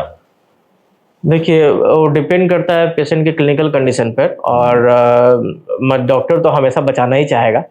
डॉक्टर हमेशा क्यों चाहेगा पेशेंट खराब हो, कभी नहीं चाहता है। ठीक है, कभी नहीं चाहेगा। और बाकी कुछ चीज़ on religious basis, spiritual basis पर आप सर्च करेंगे तो जिसकी मृत्यु लिखे हुए है तो हम बचा सकते हैं ना आप बचा सकते हैं। जो लिखा है वो सो होगा, ये मानना भी तय है। ठीक है, तो उस कंडीशन में डॉक्टर भगवान बन के आप उसको रिप्लेस नहीं कर सकते। ठीक है, तो ये बहुत बड़ी चीज़ है, जहाँ मृत्यु संभावित है हम तो एज ए डॉक्टर भी बोलेंगे आप बदल नहीं सकते। कभी कभी ऐसा होता है कि ये बहुत मतलब इसको ठीक किया जा सकता है, ये मतलब कंट्रोल में किया जा सकता है, लेकिन वो बच नहीं पाया हो, ऐसा भी कंडीशन हो जाता है। हाँ, ऐसा कंडीशन होता है। जैसे देखिए, हमारे पास कुछ पेशेंट आया, जैसे टाइप 1 डायबिटीज के बारे में बताते हैं जी, हाजीपुर का ही बात है। 18 साल का लड़का आया मेरे पास, टाइप 1 डायबिटीज, जिसका 400 प्लस शुगर जा रहा था। हम उसको बहुत जगह इलाज करा के आया, बहुत जगह आयुर्वेदिक दवाई यूज करके आया, जिसमें हम उसका टेस्ट वेस्ट किए। तो टेस्ट वेस्ट करने के बाद शुगर का पोजीशन अच्छा नहीं था, बहुत गंदा पोजीशन पर, इतना हाई इवन डायबिटिक कीटोसिडोसिस की तरफ जा रहा था, और किडनी पर भी थोड़ा सा प्रोटीनीरिया आ रहा था, टच किया हुआ था। उसको इंसुलिन वगैरह लिखे, 1-2 बार उसका शुगर कंट्रोल हो गया, अच्छा कंट्रोल हो गया, पेशेंट स्वस्थ हो गया। उसके बाद स्वस्थ होने के बाद डायरेक्ट पेशेंट हमसे 3 साल के बाद आ रहा है।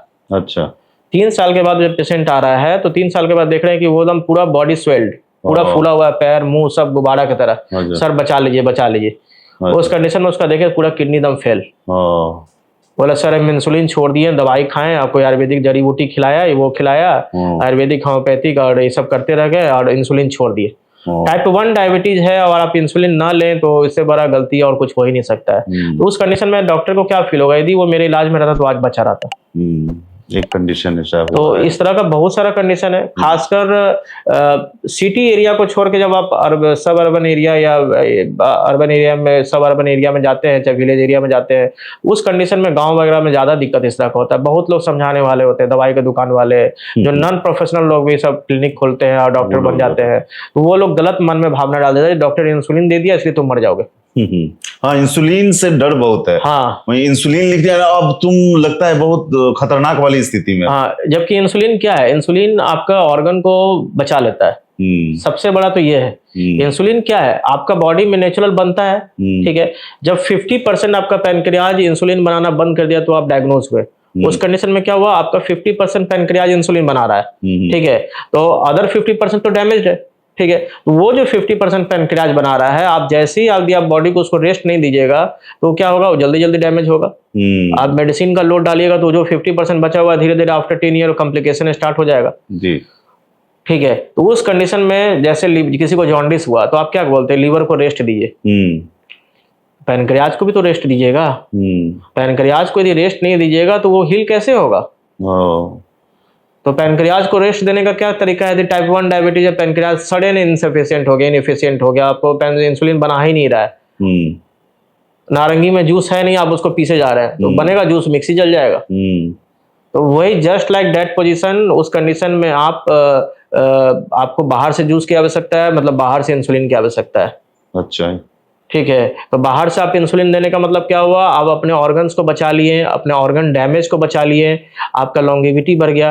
पेशेंट जनरली क्या होता है ना कि इन स्टेज में आते हैं तो बोलते हैं सर इंसुलिन लेते हैं, अब किडनी दम फेल होने वाला है, किडनी दम फेलियर की तरफ आ गए, दवाई 5-5 दवाई खा रहे हैं, शुगर कंट्रोल नहीं है, हार्ट पर भी प्रॉब्लम आ गया, तब डॉक्टर इंसुलिन दिए तो वो तो इतना इवॉल्व कर गया बीमारी।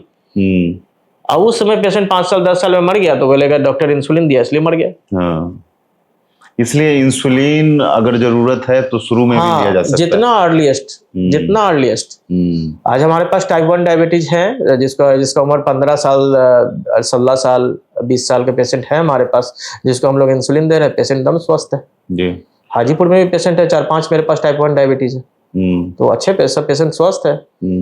यानी इंसुलिन से नहीं डरना चाहिए। कंप्लीट ऑन इंसुलिन है 15 साल का लड़का। अच्छा,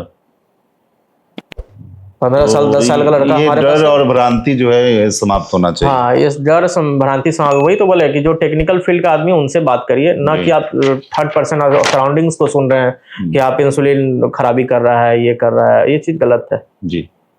और सर अब हम रैपिड फायर प्रश्न लेंगे। पानी पी लेता रैपिड फायर। क्योंकि इसमें आपको सिर्फ एक लाइन में जवाब देना है ना, हो सके 1 वर्ड में आप दीजिए, फास्टली में। हाँ ठीक है, बोलिए। नींद, दवा या प्यार, कौन जल्दी ठीक करता है? स्वाभाविक है, मेडिसिन जल्दी ठीक करेगा। अच्छा, एक आदर्श डॉक्टर में सबसे जरूरी गुण क्या है? पेशेंट के प्रति सिंपैथी एंड केयर। अच्छा, सुबह की शांति या ओपीडी की शोर? दोनों का अलग अलग टाइमिंग है, इसलिए सुबह का शांति ज्यादा पसंद है। ज्यादा पसंद है। ओपीडी का टाइमिंग आफ्टर 10 है। अच्छा, तो ठीक है, आप सुबह ज्यादा पसंद करेंगे। सबसे ज्यादा नुकसान क्या है, तनाव या शुगर? तनाव। शुगर तो बीमारी है, तो उसको तो हील किया जा सकता है। तनाव आप उसको परेशानी मान सकते हैं जी। लोग गूगल से दवा लिखवा लेते हैं, आपकी क्या प्रतिक्रिया है? बिल्कुल गलत है। यदि गूगल ही दवाई लिखेगा तो फिर डॉक्टर 10 साल या 15 साल क्यों पढ़ाई करके बैठेंगे जी। दवा काम नहीं कर रही, आखिर गलती किसकी है इसमें? इसमें गलती आमतौर पर पेशेंट्स की है। पेशेंट को डॉक्टर से मिलना चाहिए, हाँ बताना चाहिए काम क्यों नहीं कर रही है। यदि नहीं कर रही है तो डॉक्टर के हक में है, डॉक्टर चेक करेंगे जी। हाँ, आप समय समय पर डॉक्टर से नहीं मिलने पर ऐसा होगा कि आप बोलेंगे कोई पेशेंट के काम नहीं कर रही है। काम नहीं कर रही है। अच्छा, वो एक शब्द जो मरीज से आप सुनना चाहते हैं?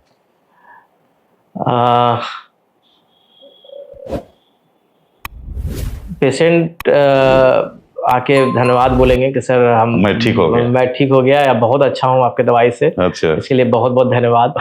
तो ये सुनना आपको हाँ, कितने लोग तो सर पैर छूते हैं आके। अच्छा, तो सर आप भगवान हैं, ये बहुत लोग पैर छूते हैं। तो हम खुद हाथ जोड़ते हैं, भाई आप लोग तो आपके जरिए तो मेरा अर्निंग है, तो आप हमको प्रणाम करना चाहिए, आपको थोड़ी प्रणाम करना है। हम तो अच्छा कोशिश करते हैं। हाँ, ऐसा होता है, बाकी कॉमन आज भी कॉमन है कि हमसे बड़े बड़े लोग आके पैर छूने लगते हैं। बोले नहीं, ऐसा नहीं करिए जी। अगर आप डॉक्टर नहीं होते तो क्या होते? और बचपन से कुछ एक और भी फील्ड में था, जैसे पुलिस लाइन में हमको थोड़ा शौक था। अच्छा। हाँ, लेकिन उसके लिए थोड़ा सा बेल्ट और हाइट जरूरी होता है, थोड़ा उसमें फीलिंग था कि उस पोजीशन में हम नहीं थे कि मेरा बेल्ट इतना लंबा चौड़ा हो। तो एक सॉफ्ट सोफिस्टिकेटेड कल्चर्ड पोजीशन में डॉक्टरी बेस्ट लगा। अच्छा अच्छा। नहीं, सही बात है। अगर नाइट ड्यूटी या मॉर्निंग ड्यूटी चूज करना हो ओपीडी में, तो आप कौन सा चुनेंगे? मॉर्निंग ड्यूटी ठीक है। Morning duty. पिताजी की सबसे यादगार सीख क्या है? पिताजी की सबसे यादगार सीख, जब पहले भी बताया आपको, कि आप सेल्फ डिपेंडेंट होइए, अपने बैकग्राउंड खुद बनाइए। हाँ, अपने बैकग्राउंड को मत देखिए, आप अपने पैर पर खड़ा होइए, अपना नाम खुद बनाइए। हाँ, अपना नाम खुद बनाइए, अपने पैर पे। यदि पिताजी हमको 2010-11 में अपना क्लिनिक खोले, यदि वो अपने क्लिनिक पर बैठने देते तो आज हम अपना नाम नहीं बना पाते। सही बात। ठीक है, उस समय बहुत रोष लगा था कि पापा ऐसे क्यों कर रहे हैं, इतना अच्छा पेशेंट है पापा का, पापा कुछ भी पेशेंट भेज देंगे तो हम देखते रहेंगे देखते रहेंगे। लेकिन आज पापा के बदौलत नहीं, पापा को ये लास्ट में बहुत खुशी थी कि आप बेटा अपने नाम पर डेवलप किया है। जी जी। ना दादा के नाम पर, ना पापा के नाम पर, अपने नाम पर डेवलप किया है। आज भी जो सब लोग पेशेंट जानते हैं तो सिर्फ जानते हैं डॉक्टर राजकमल है। अब ये देखते हैं कि डॉक्टर राजकमल के फादर डॉक्टर राजेंद्र प्रसाद लाल है। जी, ये अच्छा सुनने में लगता है। अच्छा, अगर आप बीमार होते हैं तो आपकी दवा कौन लिखता है? बीमार तो जल्दी हम होते नहीं है भगवान के आशीर्वाद से जी, लेकिन कभी हुए तो खुद लिख लेते हैं? लिखते नहीं, खा लेते। अच्छा, घर में क्या आपको डॉक्टर बोल के बुलाया जाता है या आपके नाम से बुलाया जाता है? नहीं, घरेलू नाम से बुलाया था, डॉक्टर क्यों बोलेंगे सर? ऐसा नहीं है कि वाइफ डॉक्टर साहब इधर आइए?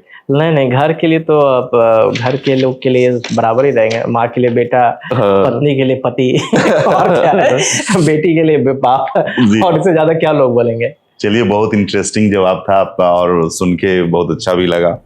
और भारत के हेल्थ सिस्टम में काफी बड़ा बदलाव हो रहा है, तो आप उसे कैसे देखते हैं और क्या चेंजिंग होना चाहिए, इसके बारे में भी आप बता सकते हैं? देखिए, भारत के हेल्थ सिस्टम में जो बदलाव हुआ है तो अच्छा है। गरीबों के लिए बहुत अच्छा किया है हमारे प्रधानमंत्री जी। आयुष्मान, जिससे गरीब पेशेंट्स को बहुत ही सुविधा मिली है। अब 5 लाख तक का जो ये हुआ है, इसमें बहुत अच्छी सुविधा है। बाकी जो पेशेंट्स हैं उन लोगों को चाहिए कि अच्छे से अच्छे जगह इलाज कराएं। और गवर्नमेंट को एक चीज हमारी तरफ से ये सोचना चाहिए कि आप जो डॉक्टर्स का जो पोस्टिंग करते हैं, तो कोशिश ये रहना चाहिए कि पोस्टिंग डॉक्टर्स जहां रह रहे हैं उसके नियर बाई करें। आज के डेट में मोर देन 50% डॉक्टर रिजाइन कर रहे हैं या छोड़ रहे हैं। क्यों छोड़ रहे हैं, इसका कारण क्या है? कारण, सबसे पहला कारण है कि डॉक्टर को घर से दूर भेज दिया जाता है। 2015 में मेरी बीपीएससी में पोस्टिंग हुई थी भागलपुर। अच्छा। यदि भागलपुर पोस्टिंग मेरी नहीं होती तो हम आज बीपीएससी में भी रहते।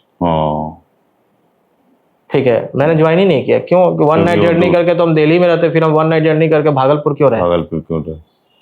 ठीक है, तो इस कारण से गवर्नमेंट को ये सोचना चाहिए कि डॉक्टर को अपने जहां पर वो रह रहे हैं, जहां पर उनका पैतृक घर है, उससे ज़्यादा दूर ना भेजा जाए, वहीं आसपास उनको ड्यूटी लगाया जाए, जिससे वो रेगुलर भी अपने ड्यूटी में रहेंगे।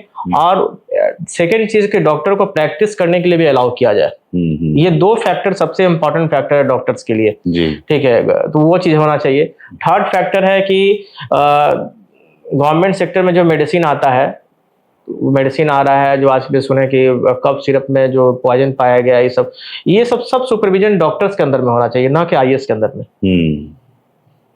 तो ठीक है, पुराने जमाने में जब हम लोग छोटे थे तो उस समय ओवरऑल सिविल सर्जन हुआ करते थे, जो कि सिविल सर्जन के अंदर में सारा चीज हो। आज के डेट में सिविल सर्जन को भी आईएएस के अंदर में रख दिया गया है जी। ठीक है, तो मेडिकल फील्ड के बारे में क्या जानकारी सही है नहीं सही है वो एक डॉक्टर ही समझ सकते हैं, ना कि एक आईएएस समझ सकता है। ठीक है, तो आईएएस को अपने फील्ड का अपना रखें और डॉक्टर्स को सुपरविजन के लिए डॉक्टर्स को ही रखें जी। तो ये चीज यदि करने पर मुझे लगता है कि बहुत हद तक आपका जो मेडिकल का जो अभी डिस्टरबेंस हो रहा है, आज की परिस्थिति में जो दिक्कत हो रही है, उसको ठीक किया जा सकता है। बिल्कुल, आपने सही इन बातों को उठाया कि डॉक्टर को फ्री छोड़ना चाहिए। हाँ, कि वो प्राइवेटली भी देख सके। हाँ, दम देखना चाहिए। और आपको पहली बार कब एहसास हुआ कि डॉक्टर एक पेशा नहीं? वो तो शुरू से ही बचपन से ही ऐसा था। हम तो आपको शुरुआत में सबसे फर्स्ट में बताए कि हम लोग बचपन से देखते आ रहे थे कि फादर जो मेरे देखते थे तो पेशेंट आके बहुत सारा आशीर्वाद के रूप में बहुत सारा गिफ्ट लेके आते थे।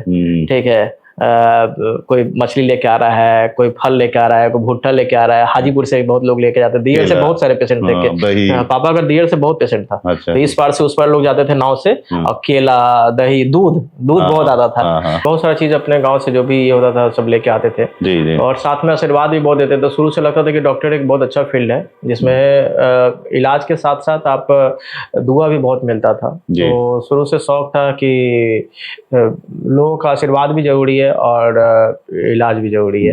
तो इसलिए आज भी बहुत सारे पेशेंट हैं जिसको मैं फ्री में देखता हूँ। बहुत सारे जहाँ मुझे खुद लगता है कि ऐसा कुछ है, उसका सोशियो इकोनॉमिक स्टेटस अच्छा नहीं है, तो उस कंडीशन में मैं भी उसको ये कर लेता हूँ, या तो फ्री में या तो लेस कर देता हूँ, जैसा भी हो। बहुत सारे हैं जिनको फ्री में भी देखता हूँ कंटिन्यूअस है, बहुत सारे पेशेंट हैं जी। और आपके नजरों में अच्छा डॉक्टर कौन है? अच्छे डॉक्टर वो हैं जो पेशेंट के प्रति जेन्यून है और पेशेंट का केयर कर रहे हैं, पेशेंट को टाइम दे रहे हैं। कम पेशेंट देखें लेकिन अच्छा से देखें।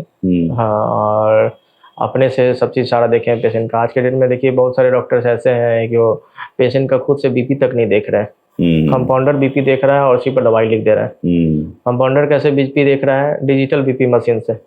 डिजिटल बीपी मशीन कहाँ से आ रहा है? आप सरकार भी डिजिटल की तरफ सुविधा दे रहे हैं जिसका कोई वैल्यू नहीं है, गलत है। तो जो नर्सिंग स्टाफ है कहाँ तक जा रहा है कि आप देखिए डाउन। जो नर्सिंग स्टाफ आज के रूप में तैयारी हो रहे हैं, किसी के पास भी बीपी देखने नहीं आता है। मैनुअल बीपी किसी को देखने नहीं आता है। मैनुअल बीपी देखने का ही इम्पोर्टेंस है। तो हम तो मेरे पास बहुत सारे प्रिस्क्रिप्शन, बहुत सारे हमारे कलीग डॉक्टर के पास से आते हैं, पता चला कि बीपी इतना हाई है, उनका नीरो का मेडिसिन चल रहा है और उसको पता नहीं है कि बीपी की वजह से उनका नीरो का मेडिसिन चल रहा है, उसको मेंटल डिस्टर्ब्ड जी। तो डॉक्टर को अपने पेशेंट के प्रति केयर, सिंपैथी जरूर होना चाहिए। पेशेंट को कम टाइम दे। ऐसा नहीं कि 100 पेशेंट आप देख रहे हैं और आप पेशेंट का केयर नहीं हो रहा है और धक्का धक्का हम ऐसे कर रहे हैं। तो अच्छा डॉक्टर वही है जो, खासकर डिसीजन तो ये अच्छा डॉक्टर के बारे में डॉक्टर नहीं बोलेंगे, पेशेंट को ही बताना है कि अच्छे डॉक्टर कौन है। हाँ, लेकिन अच्छे डॉक्टर को चाहिए कि पेशेंट के प्रति अपना जेन्यून रहे। हाँ, मेरे अच्छे डॉक्टर करने का आदर्श डॉक्टर। हाँ, ऐसा नहीं कि आप सिर्फ पैसा कमाने के लिए डॉक्टर बने। डॉक्टर एक अलग ही रुतबा है, अलग ही पेशेंस है। पहले जब भगवान क्यों बोलते थे डॉक्टर को? Second God. हाँ, क्यों बोलते थे? तो इसलिए बोलते थे कि डॉक्टर आपका परिस्थिति को समझे। आप अमीर हैं, गरीब हैं, उसके अनुसार आप उसको दवाई लिखें। ठीक है, बहुत सारे हम कभी कॉस्टली मेडिसिन भी बहुत सारा आया हुआ है। हम तो पेशेंट से हमेशा राय लेते हैं कि आप इस कॉस्ट का मेडिसिन है, आप लेना चाहेंगे या नहीं लेना चाहेंगे। तभी हम ऐसा नहीं पेशेंट के फोर्सली लिख दिए 4000 का मेडिसिन, 3000 का मेडिसिन का आपको लेना है। बहुत सारे गरीब पेशेंट को जबरदस्ती लिखा है। आप चाहे तो आप कम पैसा का भी दवाई लिख सकते हैं। बिल्कुल। उस कंडीशन में कुछ पेशेंट ऐसे भी हैं, सर हम प्राइवेट से दवाई नहीं खा सकते हैं, तो अब जैसे रिक्शा हॉकर है, कुछ पेशेंट है हमारे पास, तो हम बोलते हैं ठीक है, आप यदि आप जन औषधि से कोशिश करिए, यदि आपका फायदा होता है तो वहाँ से यूज करिए। तो इस तरह का पेशेंट को केयर पता चल जाता है। पेशेंट को बाउंडेशन नहीं होता है कि आप वहीं से अब मेडिकल हॉल से दवाई लें। आप डॉक्टर सोच रहे हैं, देख रहे हैं कि नहीं, आपको लग रहा है, पेशेंट भी देखता है कि डॉक्टर आपके प्रति सोच रहा है, कि आप देख रहे हैं कि नहीं, आपको लग रहा है, तो आप वहां से दवाई लीजिए। बहुत सारा जांच है, जैसे बहुत सारे पेशेंट है CT स्कैन में कॉस्टली है, तो हम लोग बोलते हैं आप गवर्नमेंट सेक्टर में करा लीजिए, कम पैसा में होगा। हाँ, तो जैसे NMCH में सब्सिडी रेट में मेदांता वाले लोग करते हैं जी। तो जो अब आपका 8000 में लगता है, वहाँ 3500 में हो जाता है। तो हम लोग वहाँ भेज देते हैं कितने बार। तो पेशेंट भी सोचता है कि डॉक्टर हमारे लिए सोच रहे हैं, तो उन लोग के प्रति ही आदर्श बनाया जाता है। हम अपने से डॉक्टर को कैसे आदर्श अपने बोलेंगे? बिल्कुल। और आप यहाँ आए सर, और विभिन्न मुद्दों पर हम लोगों ने बात किया, स्वास्थ्य के बारे में, या डायबिटीज और क्रिटिकल केयर और किडनी से संबंधित जो भी समस्या है, उस पर हम लोगों ने विस्तार से चर्चा की और कोशिश किया कि लोग जागरूक हों और वो अपनी बीमारी का कैसे देखभाल करे, इलाज करवाए। इस पर हम लोगों ने चर्चा की, आपने बृहत रूप से इसके बारे में बताया, और मैं सोचता हूं कि बहुत सारे लोगों के लिए ये उपयोगी होगा। और इस पॉडकास्ट में आप आए, इसके लिए बहुत बहुत धन्यवाद।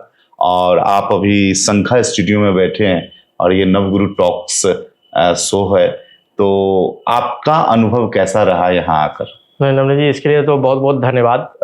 कम से कम पॉडकास्ट सिर्फ एक जरिया नहीं हुआ, इसके प्रति एक शिक्षा भी हुआ कि ये पॉडकास्ट के द्वारा बहुत लोगों को पता चलेगा कि मेडिकल फील्ड के बारे में अब क्या सही है, क्या उचित है, क्या नहीं उचित है, इसके बारे में। तो अच्छा लगा, आपका स्टूडियो बहुत सुंदर है। जी, जी। बहुत अच्छा लगा, और इसी तरह पॉडकास्ट करते रहिए। जरूर जरूर। तो सब सच में बहुत अच्छा, nice ambience and good platform. Okay, thank you sir. आपके जो शब्द है हमारी ऊर्जा बढ़ा रही है, और हम लोग बेहतर करना चाहेंगे, और आगे भी ये पॉडकास्ट जारी रहेगा। और मैं दर्शकों को कहना चाहूँगा कि आप भी नवगुरु टॉक शो देखते रहें, सब्सक्राइब करें, लाइक करें और शेयर करें। Thank you. थैंक यू, धन्यवाद।